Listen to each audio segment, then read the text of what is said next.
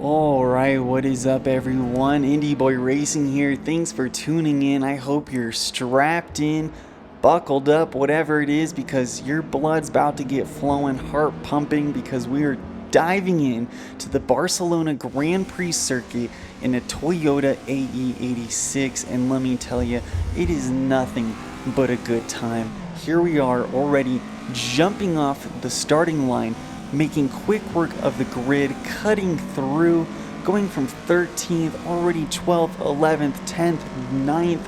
Give this guy a little love tap because he ain't going fast enough. I decided, you know what, maybe the bump draft wasn't necessary, and I almost just ruined a handful of people's races. I get the inside line, so maybe it was a little bit of strategy. Cut through there. Easy work, already you may be noticing, Kenny, these are not just Toyota AE86s out there. No, there's a handful of classes out here because I wanted to challenge myself. I wanted to see what this Toyota could go up against here in Assetto Corsa at the Barcelona Grand Prix. So we got Miatas, we got Fiats, we got Audi Quattros or however you say it out here. We got some other kind of normal, just looking everyday cars, and that's kind of what's going on. It's as if we're at a red light, saw the track open, and we're like, you know what? Let's see what this guy can do. Let's see what we can do, because these aren't even tuned. Alright? But anyways, I'm in 4th place, and I'm feeling already amazing. And it's just the first lap, and you may be thinking, what the heck just happened there? This is some sloppy joes, okay? What is this, cafeteria food? No. Alright, I'm going to clean it up, and I'm going to serve you something better, but it's going to be a little bit of a bumpy ride, because as I always say, the journey is the destination, am I right?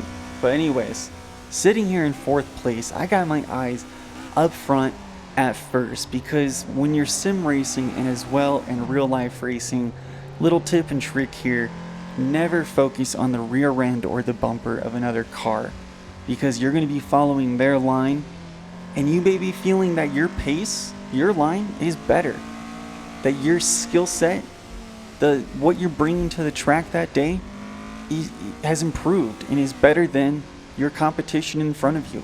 So always focus through their windshield, focus ahead.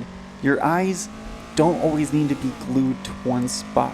They need to be floating, almost like what Muhammad Ali would say, float like a butterfly, sting like a bee. So you need to be focusing at your braking points, your surroundings, what other drivers are doing. Glance into your mirror, see, okay, I'm clear back there, so I can focus ahead. See what line they're taking, see if there's any fighting or mistakes going on. Check my braking point, downshift cleanly, and look at that. You can see where the move can be made. You can see almost their opening. And right there, I floated around, stung like a bee. And that's what I love about this game, is that the AI is a little bit unpredictable, and you may be thinking to yourself, okay, that's actually a bad sign of AI. And what I mean by unpredictable is you can get in their head, I feel like. You can get behind them, you can pressure them into a mistake. As well, they tend to be doing the same back to you. You bump them, 2 laps later, they're gonna bump you back. They're gonna fight each other. They're gonna make mistakes to each other. There's gonna be yellow flags down the track, and it's not gonna be because of you. It's gonna be some AI somewhere because they decided to tussle, good old fisticuffs with each other, and it just makes the racing dynamic, the gaming dynamic, much more immersive and really makes for a fun environment. Some of the other games I've played, like F1, Project Cars, you don't get that same vibe or feeling. They're unpredictable in the bad sense, as in you could be on a straightaway and you just, next thing you know, they're going right into you. And but anyways, little tips and tricks. Focus on your race, focus on your line, focus ahead, float, have your eyes floating, but not too much. You don't want to be daydreaming. But anyways, back to the game. When you've made your move, when you have decided to finally sting like a bee, this is when that focus on your race, get your head down, really comes into play. Because if you may have noticed, as soon as I got those two positions, I was slipping and sliding. I was pedal to the metal, missing my braking points, or braking too hard, locking up the front tires, sliding off, almost going into the gravel, and just losing those positions. Instead, what you need to do, as I've said, keep your head down and just keep working that magic. Don't switch anything up. If you just pass someone, that's because what you're doing is better. Stick to it. And as you build that gap from the car behind you and start getting closer to the car ahead of you, that's when you can start, okay, I can see their line a bit. They're obviously faster, so maybe I should get on their line. But if you start catching up to them, start focusing again on what you were doing before. You need to just constantly have these different strategies being pulled out of your pocket and just on the go, on the fly. You're a chef. You're mixing flavors. You're like, okay, maybe the tires are a little hot on this turn, I feel, because I'm going in braking too hard. So on the next lap, I'm going to let off a little easier, put a little more input into the steering wheel possibly, and just coast through, helping me with my understeer. And it's just a really give or take. You just got to play with it. And already, I've built this gap. So now I'm allowing my eyes to kind of drift. And I've noticed in the rear view mirror that those two red cars have disappeared. And there's one little red bugger coming through. It's that Audi Red Quattro. He is making his way through. And I've kind of focused on it a little bit too much, because as you see, I was finally making time on the car in front, focused on the car behind. I was a little shocked. I thought I was making some good distance. But this guy, he's got some straight line speed on me that I just couldn't get across. Also, I'm making mistakes here and there, tiny bit. It's not full on sloppy joes. I would say we're in a gourmet restaurant serving you ground beef on a bun. That doesn't sound as fancy as sloppy joe, but it is. Alright, anyways, here we are, down the main straight, second to last lap.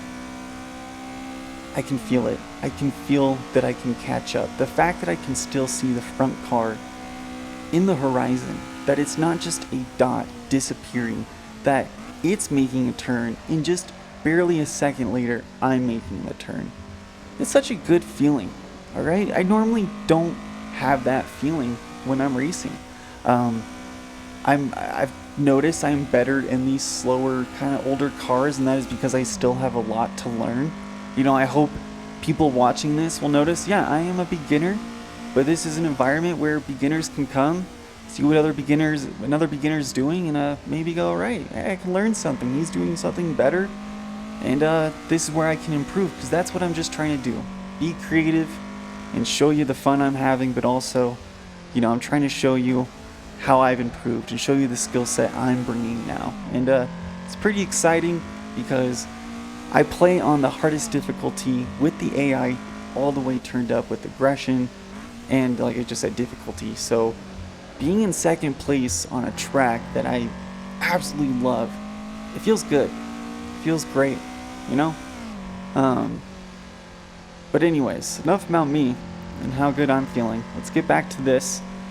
Like I was saying, start in the slower cars when you get in Assetto Corsa. It is such a realistic racing simulator with the physics behind the steering wheel, the force feedback. You really do feel everything. You can even feel, okay, that's suspension, that's my tires, that's, because of heat, those are my brakes. You really do feel it, and it really just is displayed very well in this game compared to other racing games I've played that tend to be more simulator arcade racing games. Assetto Corsa, you really do, if you want to dive into this game, build your way up, start in a slower car, and then work your way up to the higher downforce cars, because if you don't, you're just going to be stuck in one car, one track for a very long time, really pinpointing that setup, and that's fun.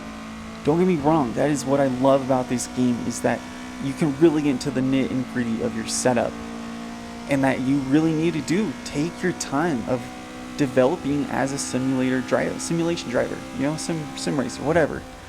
But these cars, they're not heavy downforce. There's not a lot of mess around with, so you can kind of dive into them pretty fast and have a good time and learn. And right, here we are on board with that Audi Quattro or whatever it's called that was right behind me. I'm not a car guy, but here it is, the car that was right behind me. He's catching up. He's not giving up. He's got his talents out, and he's got a vision on that for that podium. And as you can see, he's put in some clean driving. And already the car in front, that is me, try to go for the old switcheroo, pressure the Fiat or whatever in front of me to make a mistake, but he is defending that inside line way hard. So I go, all right, this is unethical or whatever. I go on the outside, quickly slide in front of him, almost dip my toes into the gravel, completely messing up my race. But I get right back onto the track, and you can see that really unsettled him. And we're gonna go on board with him as I go in to make this move. You see he's moving over, trying to defend the line, not well enough. I move him out of my way. No contact was made, but this really unsettled him. As you can see, he had to downshift. He had to kind of tap the brake. He got to get off the line and then get back on. And this just allowed the door to open for that little red bugger right here. He sees the move. He sees he's unsettled. He didn't have a good exit out of that turn. He doesn't have the grip or traction. Or maybe he does, because he tries to put up a fight here. He takes the curb a tiny bit. They both struggle on the exit. One too tight, one going wide. But this car to the left just goes completely over the curb, almost rally cars it. And this little red car, he pulls through, solidifying his second place. And here I am in front, coming through the final chicane here at the Barcelona Grand Prix circuit. What an amazing time. I hope you've all enjoyed this video. I hope you've maybe learned some tips and tricks from a beginner like me that's just trying to share this information. And once again, we're almost to 100 subscribers, so please remember, like, comment, subscribe. Let me know what you think. You know, I'm trying to build this community, and I really want to get to know you all and just have a good time. You know, it is what it is, so I'll see you around. Hope you all enjoyed the video, and yeah, first place, baby. Feels good. Anyways, enough of that. I'm done talking. I should really stop. Yeah. Is that real sweat? It's real sweat. I'm a high performance athlete. Athletes sweat. Sweat, baby. Sweat, sweat.